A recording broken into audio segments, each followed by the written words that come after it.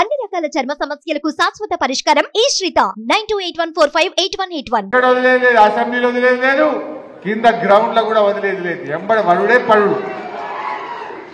మీరు కూడా కార్యకర్తలు ఎవరు అధైర్యపడకూడదు. జర నా ఇల్లు ఇదికే ఉంటుంది. మీరేదైనా నిజంగా ఇబ్బంది వస్తే ఒక్క ఫోన్ కొట్టుండి గంట సేపట్లో షాద్నగర్ లో ఉంటా.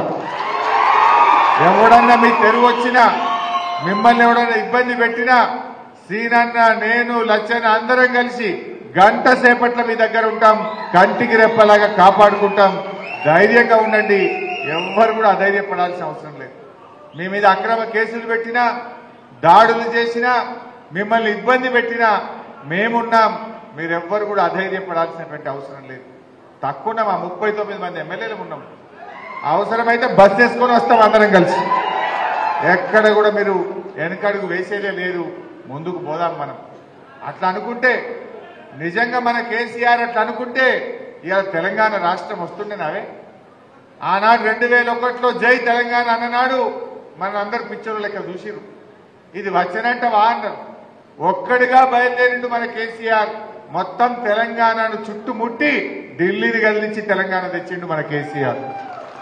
ఎన్ని ఇబ్బందులే.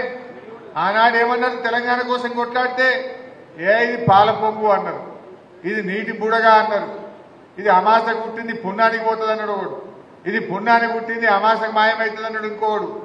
ఎన్నో మాటలు మాట్లాడింది. ఈ బక్క చిక్కాయితో అవుతుందా అన్నారు మన కేసీఆర్ని పట్టుకోండి.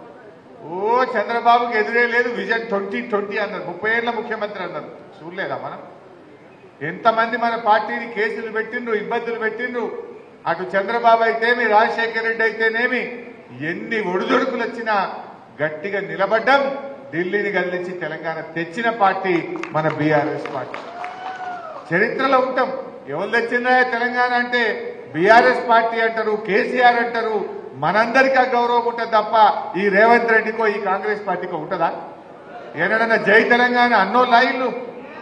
అందువల్ల ఏనాటికైనా ఆ గౌరవం మనకే దక్కుతుంది. మనం ఆ స్ఫూర్తిని కొనసాగిద్దాం. కష్టపడి మంచిగా పనిచేద్దాం. అర్థం అయితేనే ఉన్నది. ఇప్పుడిప్పుడే చిన్నగా చర్చ మోపైంది ప్రజల్లో. అయ్యో ఏమైపోయాయి అని అనుకుంటలేరా జనం? ఇప్పుడు ఒకరొకరు చర్చ చేస్తున్నారు. ముఖ్యంగా ఎన్ని మాటలు చెప్పిందే వాళ్ళు. ఈరోజు నా దృష్టిలో అయితే మనకు చిన్న స్పీడ్ బ్రేకర్ లాంటిది. రోడ్డు మీద పోతుంటాం, స్పీడ్ బ్రేకర్ వస్తే ఏమైతుంది? బండి కొద్దిగంతా స్లో అవుతుంది. దాటినాక పికప్ అవుతుందా లేదా?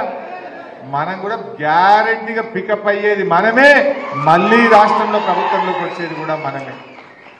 వాళ్ళ పరిస్థితి ఏందో మనం చూస్తలేమో. మొన్న అసెంబ్లీలో ఆగమాగం ఒక విషయం మీద ఒక ఐడియా లేదు. పోయిండ్రు ఢిల్లీలో ఆయనతో మన ప్రాజెక్టులన్నీ కృష్ణా రివర్ మేనేజ్మెంట్ బోర్డు అంటే ఢిల్లీకి అప్పచెప్తామని సంతకాలు పెట్టొచ్చింది. ఎవరైనా పెడతారే 10 ఏళ్లు మన బీఆర్ఎస్ గవర్నమెంట్ ఉంటే మనం ప్రాజెక్టులు ఢిల్లీకి అప్పచెప్పలేదు. కానీ వీళ్ళు 2 నెలలు కాలే ఆయనతో పోయిండ్రు, సంతకాలు పెట్టిండ్రు, ఢిల్లీకి అప్పచెప్పొచ్చిండ్రు. అంటే మనం అడక తినే పరిస్థితి తెచ్చింది.